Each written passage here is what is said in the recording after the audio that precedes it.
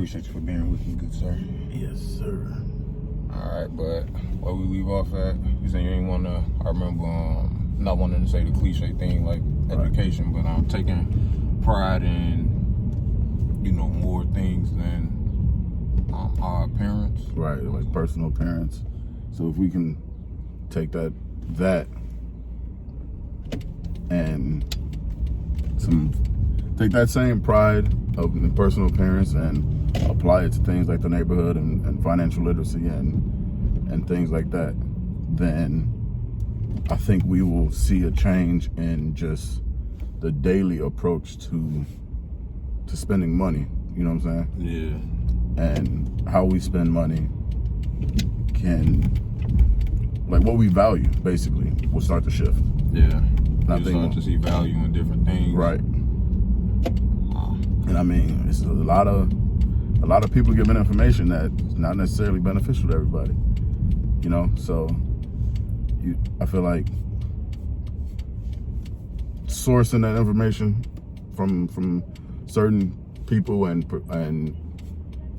good sources at that, then I think we really will start to see some changes in the community. Yeah, that's the challenging part. It's like we live in the age of information, but it's like what comes with that is like a lot of misinformation too. So it's like you got people, I mean, who looking for shit and people who ain't looking for nothing, just kind of like all over the place with, you know, what they're trying to do. But I mean, I know we want to take the cliche route, but education is everything. Right, it is. I think we just got to get to a point where it's like we understand what like real education, like and that's why I'm trying to avoid using the word education, because it's like that's what we've been saying, but you know, but it's like what exactly what information are we getting, and what information are we valuing? Because somebody from up the street might tell us a way to come up real quick on a couple dollars, and we think, oh yeah, that's sweet. Somebody, you might see an ad on YouTube or something that tells you how to come up on a whole lot more, but it's gonna take you a little more time and a little more effort. And it's like, nah, that might be a scam.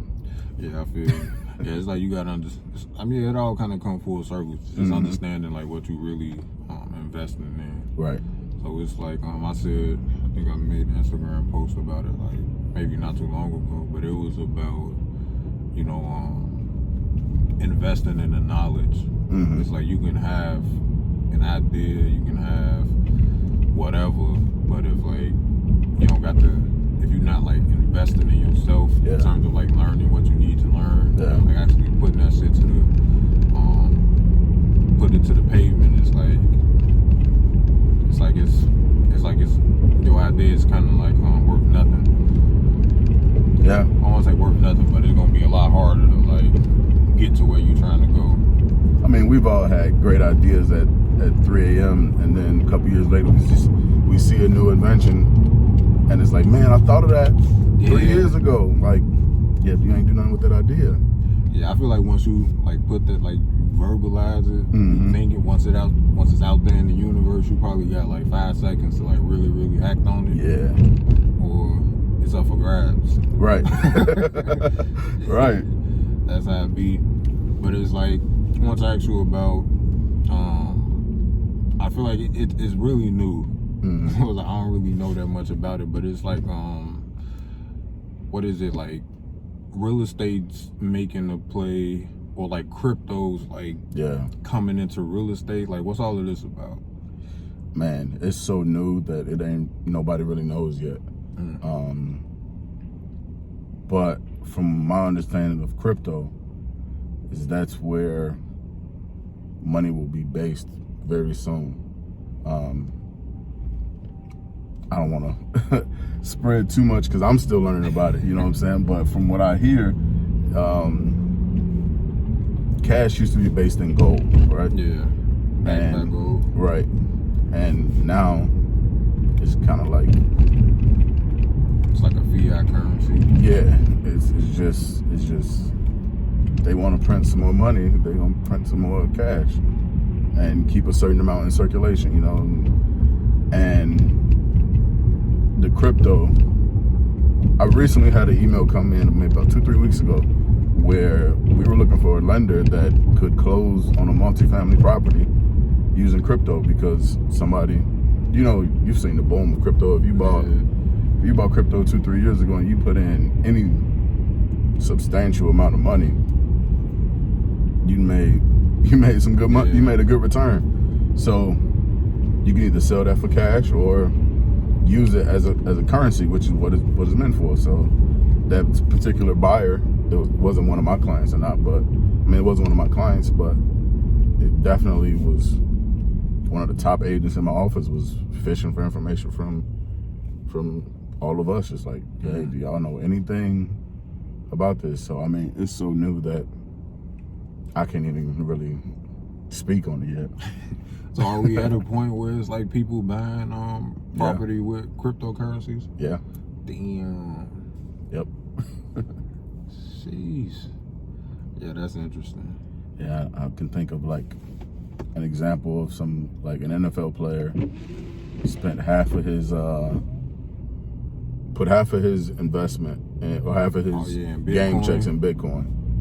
And smart. Yeah, he ended up like doubling or tripling whatever his. I think he ended up becoming like the highest paid player because of his return on the Bitcoin. Yeah, man. And that was every half time I hear about Bitcoin, I just get a little irritated, man. Why's that? It's because I was in it when it was like cheap as fuck. Right. So it was like before it was like even in the thousands. I mean, like maybe like $50-$60. Yeah. So it's like you put, and it's like real volatile. So it's like you put, it can go from $50 to $100 in a matter of like minutes and shit. Yeah. Or it can go from 100 to 200 in, you know, 2 more minutes. Right. So it was like I was making like, shit, at least a few hundred a day, just like putting money in, taking it out, putting in, taking it out, kind of like day trading. Right. And but it's like I kind of like fell off it. And then when I looked up, it was like 10 grand. Yeah. And I was just, I was upset with myself. Yeah. Oh yeah. If you would have, I feel like if you're doing it that way, it's kind of hard to ride that wave. Yeah. You know what I'm saying? So like, I don't know. Like I said, this whole investment strategy thing is new to the masses, at least.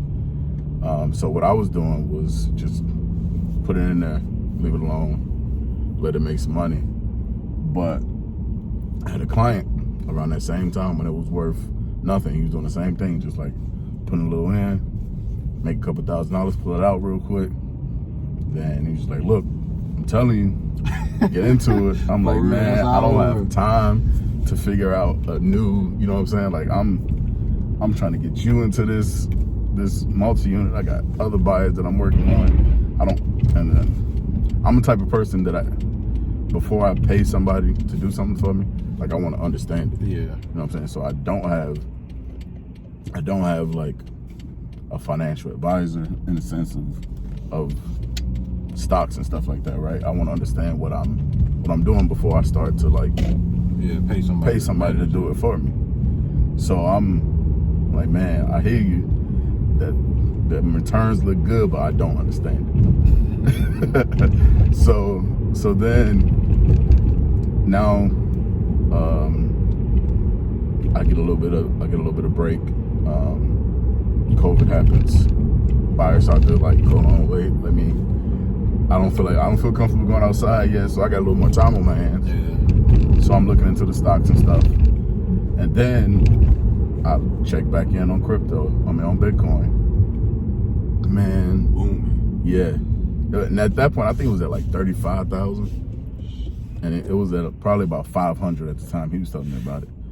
So I'm like, man, if I would have just, just didn't even go to lunch that day, just put something in there and just let it and forgot about it, I would have came back to something. And then, like you said, it's volatile.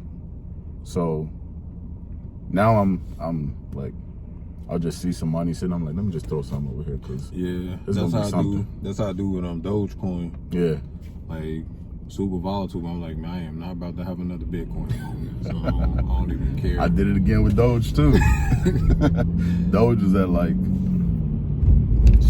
under a penny at one point, wasn't it? Yeah. When at first, I'm like, man, this don't. I'm looking at it like, how am I supposed to make money off 3/8 of a penny? Yeah, that's what I'm saying. This ain't worth no money. Right. So it's like, but then it's like, oh, okay, you put in, you get like 1,000 shares. Yeah. And then now each share worth 8 times what it was worth before when you bought it. It's like, oh, okay, got you. Yeah. But I missed it at that point. Yeah, I was like, I'm not missing this shit. Cause one of my bros told me about it, and then I started like researching it. Like, I'm the type of investor where, man, like I really started investing like when quarantine happened last year. Right, same. But it's like I'm the type of investor where it's like I invest in shit where it's like I feel like this is gonna be around for a minute. Right. It's like Apple ain't going nowhere, so it's like everybody's on Apple. Right. Tesla not going nowhere. It's probably the only company that could rival Apple. Mm-hmm. So everybody should have Tesla. And because like Elon Musk is like a cultural phenomenon at this point. Yeah. You know, so he's an icon. So everything he do is gonna get like followed. bear like some type of fruit. So when he started like, you know, pushing Dogecoin, I'm like, oh yeah, this is a wrap. But yeah, it's one of those things where it's like investing for sure. It's like now you about to have me hate saying education and shit. But it's like, it's not education not the problem, it's the discipline. No, not the word education. It's what comes. No, you know what I'm saying? Like, I agree. Education. I'm a former teacher. You know what I'm saying? So like, I agree. Education in the sense It's the key. It's the key, but it's just like when you use that word specifically, it comes with like other expectations and things like that, or other stuff. But yeah, education. I agree with you. Yeah. So I guess it was like I wasn't disciplined enough to like know that it's like, you know what, you sacrifice a couple $100 today, and in a couple years, you know, you have a few $1,000. Right. You know, so it's like I just couldn't get to the point, like, because of where I come from. It's just like I ain't never just had like $500 just like sitting there. So it's like I got it. It's like I gotta spend it. It's like, that's why I don't gamble. Yeah, man. My dad shoot dice like a motherfucker. I would never. Man. I would never. Nah. Man, I can't even put it into words. I wouldn't. I'm already on. My approach to gambling and the same thing with investing. Well, not necessarily so much with investing, but gambling is I spend it, it's gone. Yeah. If I hit, I hit. And I'm kind of taking that approach to the money of it, or like the money of it is like, I put $500 right here on this stock. If I don't see a return on it, I need my money. I hear you. I hate, everybody tells me that too. Like, nah, you need, like, and it's a sound investment. You know what I'm saying? So it's not like I'm just throwing it anywhere. It's people are crazy. Slow down. It's a sound investment. Like, I'm not just throwing my money anywhere, but I look at it like this is $500 I would have put on some bullshit anyway. Yeah, that's true. So let me just go ahead and put it here, and I want to make a return. I'm hoping for a return. I'm expecting a return, but if it don't, like, it's basically paying for a lesson. Yeah, that's true. Yeah. See, I need to pull my shit out before that lesson get too expensive. I hear you. Yeah, I mean, for me, I'm willing to pay $50 for this lesson. Yeah, man. So like, when I first put some money into Bitcoin, it was like $10, just because I don't want to lose it. You know, I use $500 in that example, but really it'd be like when I first started gambling, I was doing $2 bets. Yeah. Until I understand it, then I put $10. And this is sports betting, something that I'm like, I understand. like LeBron probably gonna have at least 7 rebounds. So let me go ahead and put $2 on that 7 rebounds. So it's just stuff like that where I'm when it comes to the stocks, I put in $5, $10. I put in $6, $7 over there, but even over. Nah, I can feel that. You know what I'm saying? Until I can understand it, then you probably seen people out here with the gambling or sports betting pictures. They betting $250,000 on like a 8-leg parlay and hitting and winning $2,000-$3,000. I'm like, why are you betting $250? Nah, that is dangerous. That ain't my cup of tea. Nah, definitely not. So bring it back to real estate real quick. It's like 2 things I've been hearing. So it's like when people buying a house, and I mean this is like common sense, but maybe not. But we'll see, you the expert.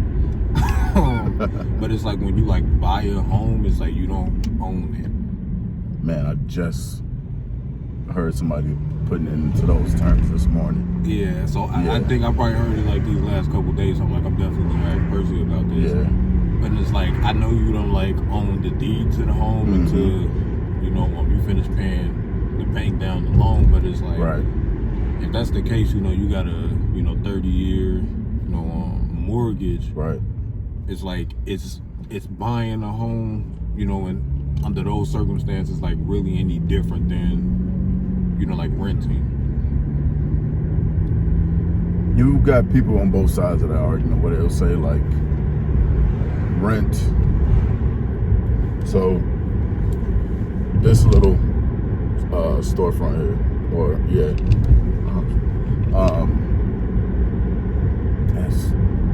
it's a bad example, but that there probably costs like a storefront across the street from the United Center probably costs like $800. And the rent gonna be substantially more than what that mortgage gonna be. You know what I'm saying? So it depends on like what you value as a consumer. Like, do you want all of the responsibility of being a home owner? You're responsible for everything that comes along with the maintenance of the property, X, Y, and Z, right? So I should use a residential building as a better example. But we did some condos right over there, luxury condos, and they go for about $2,600 a month on average. You got some a little higher, some a little lower, but on average about $2,600 a month. And they're 1 and 2 bedroom condos, right? 2-minute walk from the United Center. So you got some people that just like, they make good money. They don't want to buy nothing. And then $2,600. Right. And then you got other people on the other side of the fence is like, I'm paying $2,600 and I don't own it. Yeah. Like, you crazy. Yeah, I'm about to say that do sound foolish when you say it out loud. But then you don't own it. Something go wrong. You call the owner. Like, hey, I need X, Y, and Z fixed ASAP. But you switch that off, you get the same unit. You paying $1,300 for the same unit because you own it. And pipe bust. So that's on like you. So that's like a thing then. So it's like if you like buy a place, like your mortgage is like typically cheaper than paying rent. Yeah. Oh, that's all I need to know right there. Yeah. And then the rental market is forever increasing. I ain't gonna say forever, but the rental market is definitely like on the rise. Yeah. You might luck up and catch an older landlord that'll rent you a spot that could go for $1,100, $1,200 for $800. Few and far between, but I still get those phone calls all the time. Like, yo, I need an apartment. All right, what's your budget? $900. Okay, I'm gonna try. We're gonna pull this box up. I'm gonna try. And I'm not knocking your budget, but are you ready to move out south? Shit. Yeah, that's a good question. Because it's like, I guess freedom, like, not freedom, but renting gives you like a type of freedom. It's like, shit, after a year, you know, right, I could be gone and do whatever. Right. As opposed to like you trying to sell, unless you got like deep pockets, you typically not gonna be able to like buy a home until you sell the one you're like currently in. Yeah. And it's like that shit could take forever. I don't really think it's an argument between like, you know, renting and buying. I feel like everybody should own like land. I'm a Malcolm X fan, so like I agree with him when he said like, you know, that's like the, you know, the basics of like having true freedom. It's like having your own space and land to like do shit.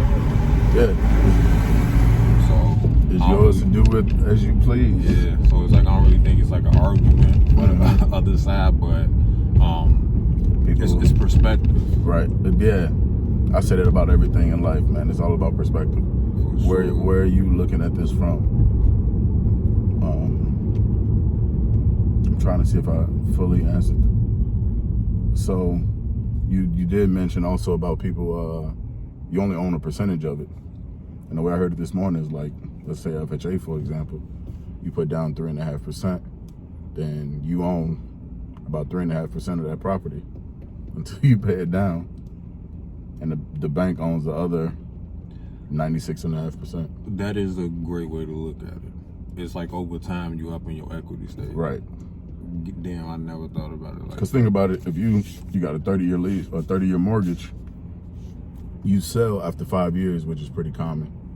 You sell after 5 years, unless you got to pay off the rest of that loan from the profits of the sale.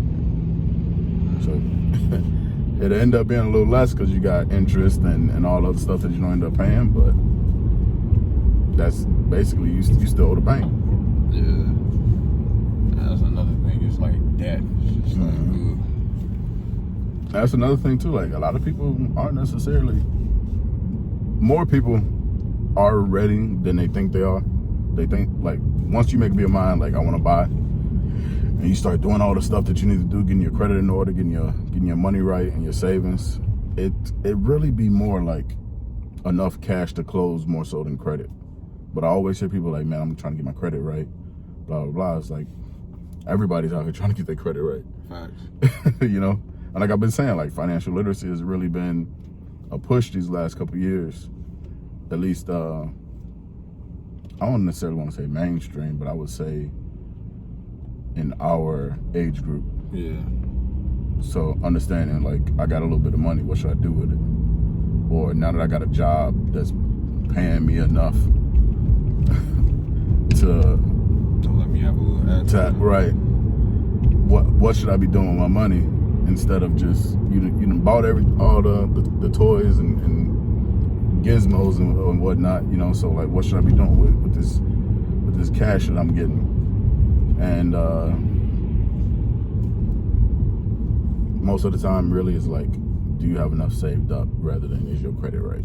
Yeah, because I know they do like they probably go on like 2 years bank statements down there. Yeah. And it's like, I thought for the longest that like the down payment kind of covered the closing costs too. But it's when I came in, I thought the same thing. I'm like, hell no, I need more money. Yeah. So if you're going $100,000 property, conventional 20% down, you got 20,000 down, and you got another like 13 in closing costs, or another like 7 to 13 in closing costs. So really, you gotta have like 25 in cash, 35 in cash if I do my math right. You gotta have like 35 in cash to make sure you straight. Yeah, to close. And you still got to be like a little liquid after that too. Right. Yeah, you don't want to buy the house, wake up, and now that account zero. For real. So. Well, you can't put no furniture in that month. Exactly. We'll pay the mortgage next month. Right. You got all of that. You got to consider. So. Yeah, That's interesting. And like different loans like kind of help out with Yeah, this. for sure. I had a client had about just in grant money and funds from the lender and stuff like that. I think his total out of pocket was like $3,000, which is rare and ridiculous. But yeah, I'm about to say it's 3,000. yeah. I'm gonna buy 2 houses. He still had to come with his. So I think he got like, it was 3.5% down, I think it was, but like a good percentage of that was like 2% of that was covered, and yeah, it was a bunch of like, and then another like $7,000 grant, and it just all closing cost credit, and then got some closing cost credit from the seller because it was that time, you know, where I was telling you about how people was really getting a lot of concessions from the sellers. Yeah. That was right before the market flipped. Yeah, and then like all he really needed was a couple $1,000s to close. Yeah, I'm about to say that's dope. Different market now. Yeah, shit. Somebody catch that type of deal. Yeah. I might need to step in your office today. Shit. Yeah, it really takes that was just a perfect storm for him with his job, the lender he chose, and the sellers just really needing to get up out of that property. Yeah, I guess that makes sense too. Like somebody really trying to go. Yeah. It's like, I mean, I don't give a fuck how much. I'll drop it a few times. But that's another thing with real estate is like, I know people who like listed their house for like, for an example, like $270. And it's like they close for, you know, $269. It's like, man, if you don't pay the extra $1,000, it's like it ain't even worth it at this point. Like, right.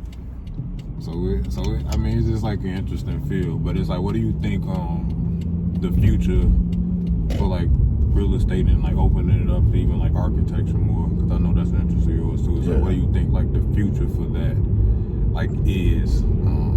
Not only in Chicago, but just the world, because it's like we see these, I don't know, it's like you see crazy like buildings and structures being like 3D printed, or you know, I didn't even think about, you know what I'm saying, like shit, building gonna be levitating, right? You know, in place on, you know what I'm saying. It's just like, what you think the future of like the space like is, or what would you like for the future of the space to be if you can decide? I think people are progressively more creative and like to break away from the mold, but then everything always recycles. You know, there's always gonna be that person that loves vintage and old stuff, and they're gonna bring it back, and the aspects of old things will always find its way back to the new. So I think we just, I don't know what the fuck he knew. yeah, I don't think he's been around before. For real. I look at that license plate sale on the way, but Living the best life. for real.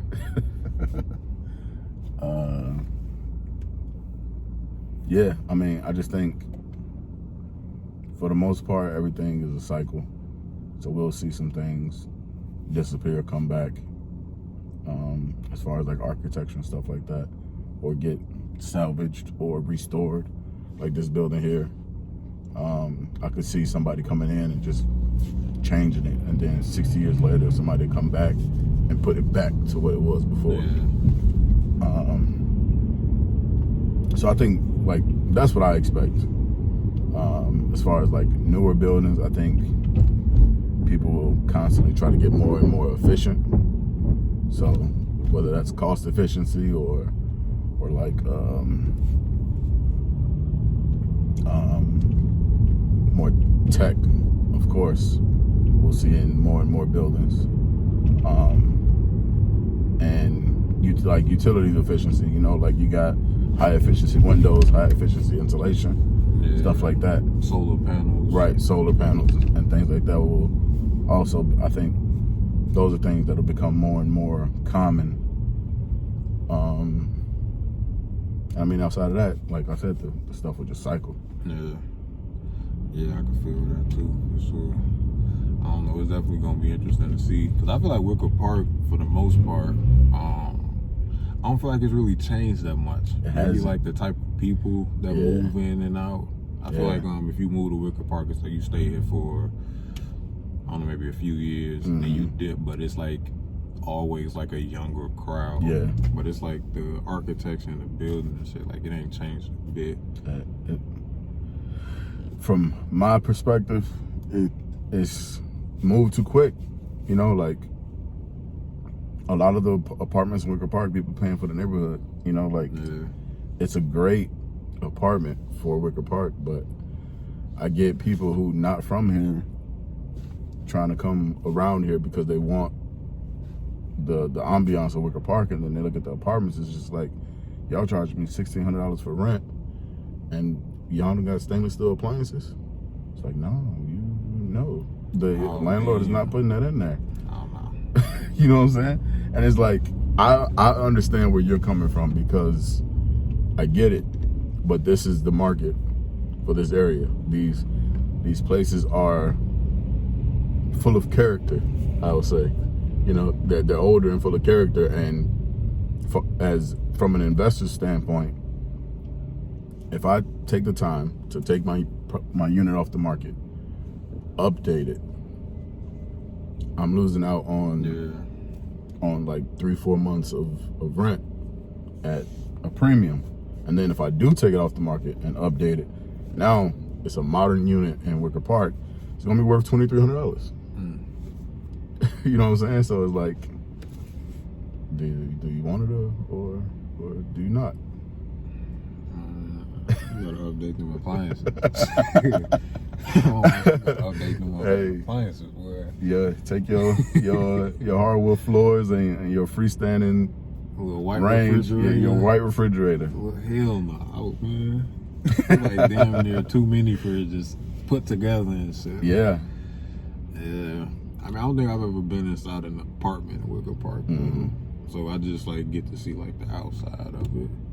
Look, when you get a chance, look at some Wicker Park apartments in a manageable budget, around $1,400. You'll be like, Yeah, I've seen some of like the new architecture though, the newer architecture where it's like it kind of looks like a townhouse. Yeah, you know what I'm saying. But it's like shit. They got the bottom. They got the motherfucker. That is something that we're seeing come to the market too, though. You're getting some. You like this one? Yeah, that way. Some affordable housing is definitely something that people are still fighting for, because, like I said, you're getting this crazy amounts of